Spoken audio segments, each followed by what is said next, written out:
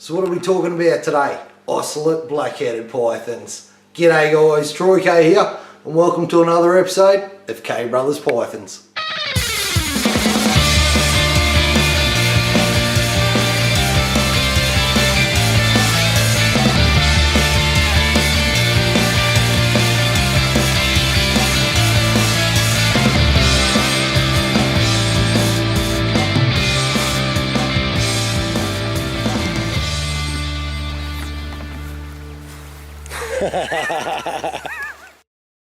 So where did the Ocelate line start from? For us, it was the white girl. Now those of you that have been following us for a while would know of the white girl. She was our star snake, our star black-headed python. In the beginning of this year though, while I was going through getting cancer cut out of me, she unfortunately died from cancer.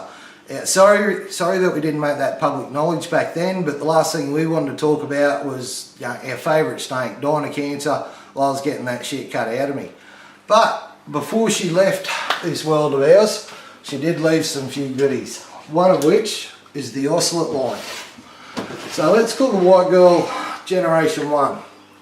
From her, we done an F1 back cross. We crossed her back to her father, who was our original Dejara male. From that, we produced this girl here. So let's call this girl generation 2. Come here, sweetheart. Good girl. Now I'll just get the back end out, because this is where the Ocellates really started, in the back end of the snake. So those of you that are new into the breeding scene, I suppose you'd call it, that are interested in polygenic breeding, this is what we're talking about here. So that's generation 2, and you can see that there are a fair few Ocellates being shown, this trait being shown in this animal. So where do we go from there? Again, we had another male that showed a lot of the similar traits, and we've done that pairing to produce generation 3. Let's go check that one out.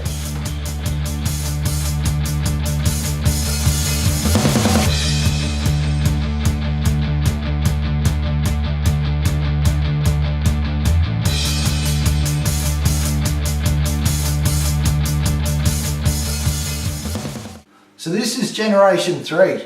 She was from the girl that we just showed you before, paired with a similar male, the same bloodline. Now this girl's in shed, we won't disturb her too much, but you can see in there, you can see the Ocellates coming through in this one.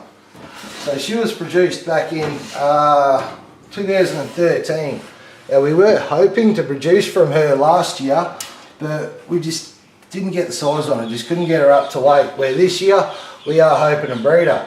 But it's not just her that we're hoping to breed, we've actually got another girl from 2014 that we're hoping's up to size as well. So let's check that one out.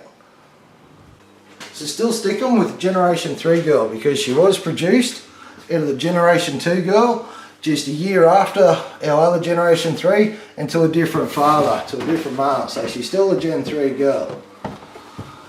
And have a look at her, check these Ocellates out in here. These things are just, what's the word you used, mosaic.